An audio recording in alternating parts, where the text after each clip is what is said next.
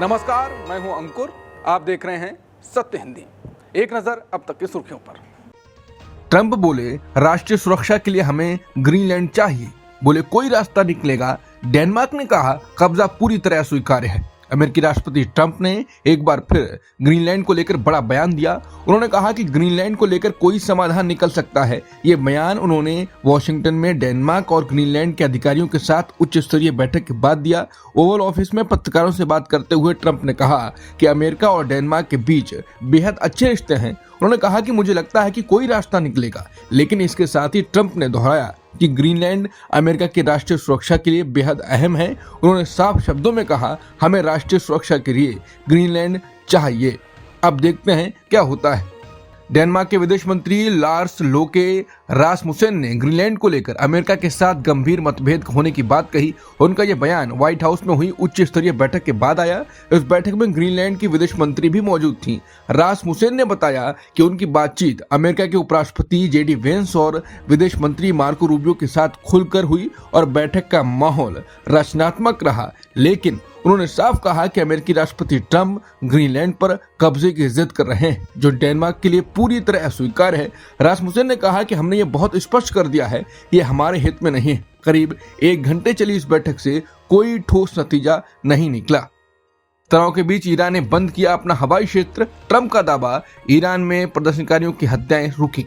Iran ने गुरुवार तड़के एक बार फिर अपने हवाई क्षेत्र को सभी कमर्शियल विमानों के लिए बंद कर दिया है। यह फैसला ऐसे समय लिया गया है जब अमेरिका के साथ ईरान के रिश्तों में भारी तनाव बना हुआ है। खासकर देश में चल रहे प्रदर्शनों पर सरकार की सख्त कार्रवाई के बाद ईरानी विमानन विभाग की ओर से पायलटों को जारी नोटिस में बताया गया है, ये पाबंदी स्थानीय समय के अनुसार सुबह 7:30 बजे तक लागू रहेगी। इससे पहले भी ईरान ने कुछ घंटों के लिए अपना हवाई क्षेत्र बंद किया था, लेकिन तब इसकी अवधि लगभग 2 घंटे की ही थी। सबसे अहम बात यह है कि ईरानी सरकार ने इस फैसले के पीछे कोई ठोस वजह सार्वजनिक नहीं की है।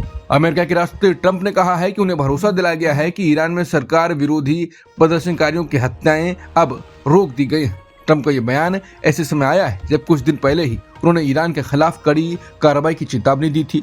बुधवार को पत्रकारों से बातचीत में ट्रंप ने बताया कि उन्हें यह जानकारी मिली है कि ईरान में प्रदर्शनकारियों पर हो रही जानलेवा कार्रवाई फिलहाल थम गई है और जिन लोगों को फांसी देने की बातें चल रही थी उन पर भी रोक लगा दी गई है। उधर ईरान के विदेश मंत्री अब्बास अरागची ने भी साफ किया है कि तेहरान सरकार की ओर से किसी तरह की फांसी की कोई योजना नहीं है। उन्होंने कहा कि ईरान हालात को संभालने की कोशिश कर रहा है और अंतर्राष्ट्रीय दबाव को भी ध्यान में रखा जा रहा है। बीएमसी पर कब्जे की लड़ाई, मतदान शुरू। मुंबई फोकस, बीएमसी चुनाव में बीजेपी बनाम ठाकरे। महाराष्ट्र की 29 नगर निगमों में आज सुबह वोटिंग शुरू हो गई। सुबह 7:30 बजे से वोटिंग शुरू हुई है, जो शाम 5:30 बजे तक चलेगी। इन चुनावों में सबसे ज्यादा ध्यान मुंबई पर है, जहां बीजेपी की अगुवाई वाले महायुति गठबंधन और एकजुट हुए ठाकरे चचेरे भाइयों के बीच देश की सबसे बड़ी और सबसे अमीर नगर निकाय बीएमसी पर कब्जे की जोरदार लड़ाई चल रही है। इन 29 नगर निगमों की 893 वार्डों में कुल 2869 सीटों के लिए मतदान हो रहा है। इस चुनाव में 3 करोड़ 48 लाख से ज्यादा मतदाता 15,931 उम्मीदवारों का भविष्य तय करेंगे।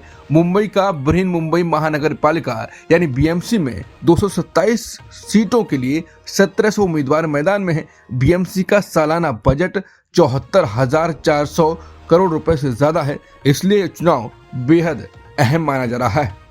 मणिपुर में अलग यूटी की मांग फिर जोरों पर। मैतेई समुदाय के साथ सह अस्तित्व मुश्किल है, बोले KZC यानी कुकी-जो काउंसिल। मणिपुर में कुकी-जो समुदाय के शीर्ष संगठन कुकी-जो काउंसिल यानी KZC ने एक बार फिर अपनी मांग दोहराई है कि राज्य में कुकी-जो जनजातियों के लिए अलग केंद्र शासित प्रदेश बनाया जाए। कुकी-जो काउंसिल का कहना है कि मौजूदा हालात में कुकी-जो समुदाय का गैर आदिवासी मैतेई समुदाय के साथ रहना बहुत मुश्किल हो गया है।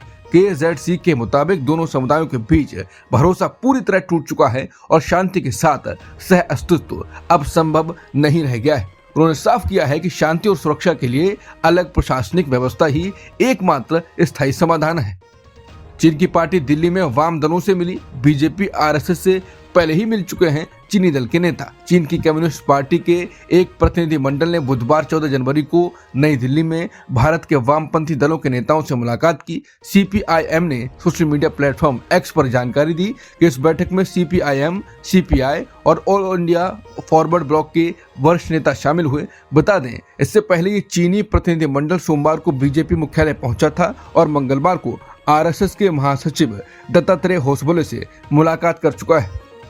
दूसरे वनडे में न्यूजीलैंड की जीत, सीरीज रोमांचक, तीसरे मैच में होगा फैसला। भारतीय बल्लेबाज KL राहुल ने आखिरकार अपने 26 महीने लंबे वनडे शतक के सूखे को खत्म कर दिया, लेकिन इसके बावजूद भारत को हार का सामना करना पड़ा। निरंजन शाह स्टेडियम में खेले गए 3 मैचों की सीरीज के दूसरे वनडे में न्यूजीलैंड ने भारत को 7 विकेट से हराकर सीरीज को जिंदा रखा, लेकिन न्यूजीलैंड की पारी में डेरिल मिचेल ने राहुल की पारी पर पानी फेर दिया। मिचेल ने नाबाद 112 रन की मैच जिताऊ पारी खेली। न्यूजीलैंड की जीत बेहद अहम रही क्योंकि इससे 3 मैचों की सीरीज अब बराबरी की ओर बढ़ गई है और अब ये फैसला रविवार को होने वाले तीसरे और अंतिम मुकाबले में होगा। अब तक की खबरों में इतना ही। बाकी खबरों के लिए बने रहिए सत्यहिंदी.com के साथ। Copyright disclaimer under Section 107 of the Copyright Act 1976. Allowance is made for fair use for purposes such as criticism, comment, news reporting, scholarship, and research. Fair use is a use permitted by copyright statute that might otherwise be infringing.